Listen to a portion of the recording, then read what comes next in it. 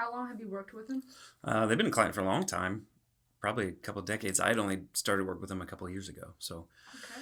yeah, newer to me, you might say. Yeah. So they were larger, right? Yeah, they were about 120 employees, 22 providers, all in one building. So, in a city, it was like a 3-story building with multiple wings. And they were large enough they had their own like infusion, MRI, X ray departments as well. So, definitely a very successful group. The reason I got involved with them was because they had had a significant increase in their patient complaints, you might say, about the front desk staff, the check-in process, that kind of thing. And they'd always had good feedback about that and had done a good bit of work on that. So they were curious why they were having some complaints and what the problems were. So they spoke with the staff, and which was great. I mean, the docs met with some of those staff to say, hey, what do you think is causing these complaints? But they're more, they kind of get defensive, I think, which most people would. Of course, we're quick to say, we need more people, right? That's often the answer anytime you talk to staff about what an issue might be. So they weren't sure if that was accurate. They weren't sure if it was an interpersonal thing, a system thing, and just happened to mention that to our consultant, who then said, hey, we've got a team that helps deal with that kind of thing. So we got involved. You were going in there and doing a little investigative thing Yeah. to figure out what was going on. Right. Yeah. Our process always starts with, we call it awareness, right?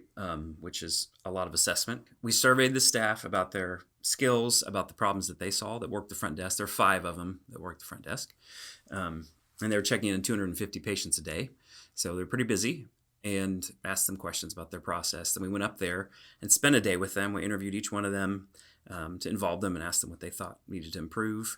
And they walked us through the process. They showed us their full computer system and how it worked, and all the paperwork they had to do, and explained each one of their roles. We sat in the waiting room for several hours, there were 2 of us, and observed the process to see which things were going well, even timed it to figure out how long does it take to check in a new patient and check out, and followed, it sounds creepy, to follow a couple of patients around just to see, because there were 5 or 6 waiting rooms. So if they, depending on where they were going, they might have to go up an elevator and down a hall and around a corner and sit there for a while and then go someplace else. So just to kind of track and see where the issues might be. So learned a lot in that process, for sure. They were trying to understand, where are the real issues, and is it a interpersonal communication thing? Is it a process thing? Is it a work environment?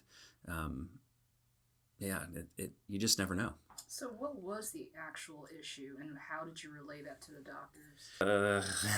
There were, like everything, there were multiple contributing factors. Rarely is there ever it's this one thing or one person.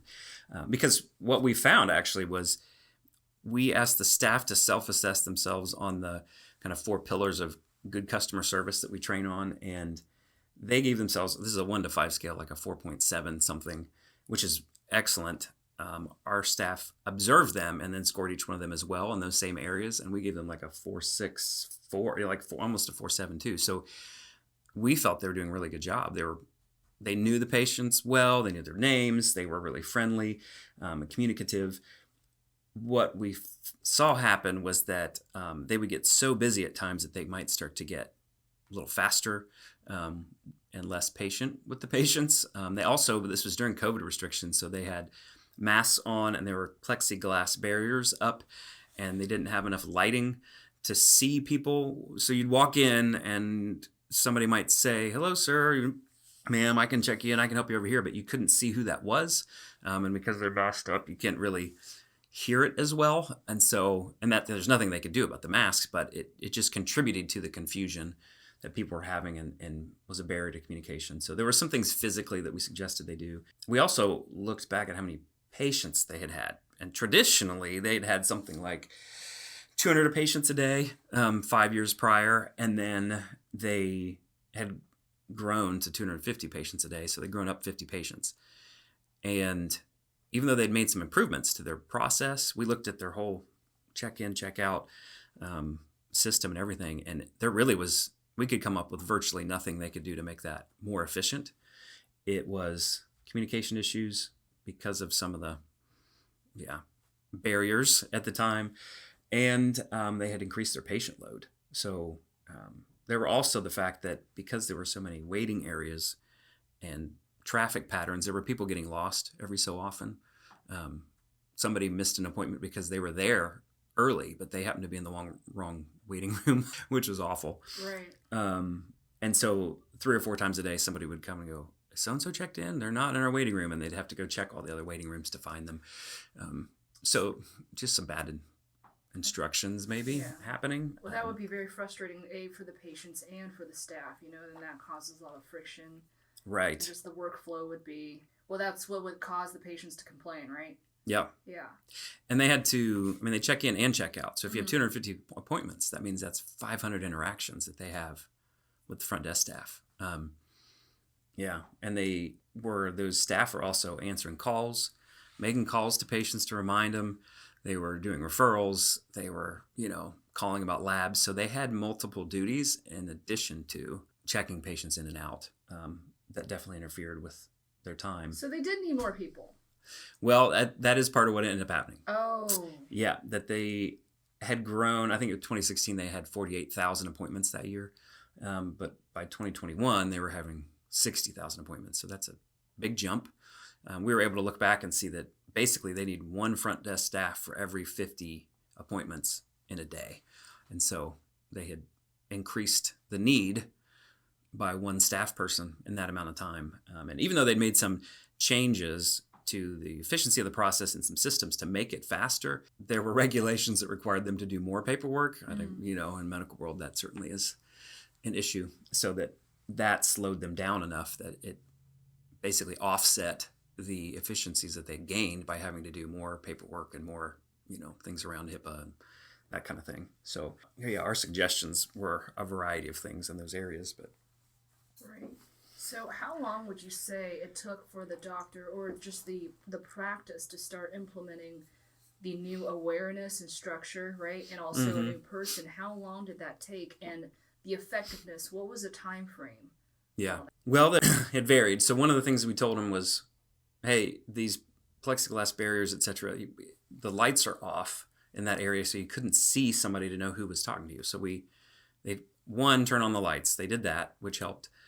2, ask the staff that when they are telling somebody, hey, I'm next here, to actually stand up and kind of wave, which helped a ton. They also had a little check-in desk when you first walk in that they weren't using, and they started using that as a place for a part-time person to come during the busy times to sort of triage people as they got in there. Like, oh yeah, go talk to, almost like handling them to, you go talk to this person over here and they can help you, and kind of guiding them to their spot to get checked in, which helped a ton. So those things could happen really quickly. That day, the hiring of somebody obviously takes a little time, but what was good for the managing doctors was they weren't sure if they should hire somebody if they needed to. And when we could show them the data of the number of appointments and the time it took to check in every person, they could see very clearly, like, oh yeah, we are short a person. It was short one full-time person, so it made it easy for them to make that decision for sure, because that was a quick thing to probably implement. We did some more training with the staff because we did find that they were great at greeting people. What they struggled with is when they had a patient who was frustrated and maybe confrontational or getting agitated, they didn't always listen really well, weren't able to calm them down and kind of help them get where they needed to go.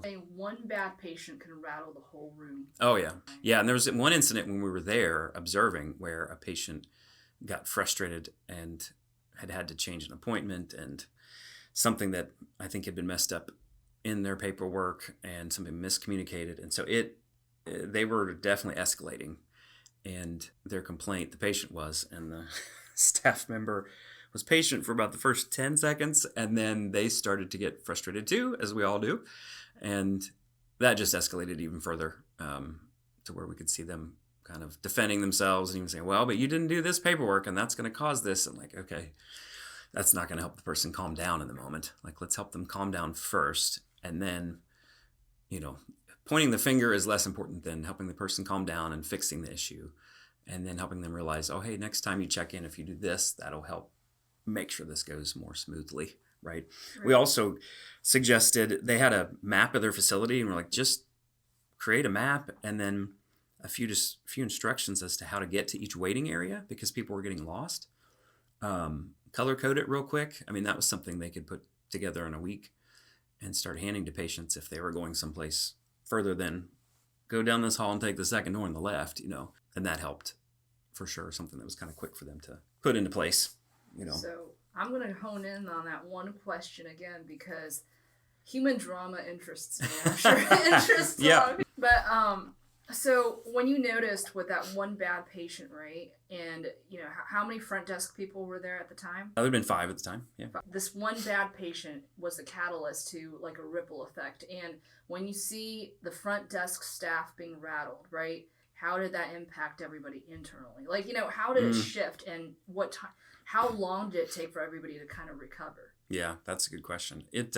That interaction certainly frustrated the people behind the desk. You could tell that they were getting frustrated, and it also changed the environment in the waiting room. I mean, there were probably 6 or 7 other patients waiting with a family member or 2 possibly, and that you could feel them all getting kind of tense, and everybody getting a little on edge. And one thing we know about emotions is that when our amygdala is triggered, right, and floods our brain with that, fight, flight, freeze thing emotionally, that it tends to last about 24 hours, that chemical's in our system. And so I'm sure it was a factor for the rest of the day that day. We could tell that one person in particular was keyed up and needed to take a little bit of a break, which was hard because they were always so stacked with patients that they didn't feel like they could take a break, but she needed a moment.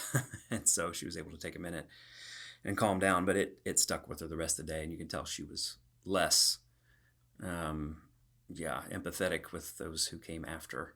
So it definitely lasted everybody there the rest of that day. It probably affected them, even further into that week. Wow. You would even so their whole week was shattered by this one confrontational. Yeah, I'm sure that it messed with them and the patient too. I mean, most of these patients are coming multiple times a year, and so because they're in so much pain and they just don't know what's going on. Yeah. Right. Yeah, and they knew that we were able to put some numbers on that every patient interaction for them was about $1,000 of revenue to the practice, for whatever procedure it could be. And patients there lasted for a long time. And so if they lost a patient, it would cost them over $30,000. So any patient interaction that went poorly could mean that patient no longer comes here. And over the lifetime of that patient, that's a lot of revenue loss. So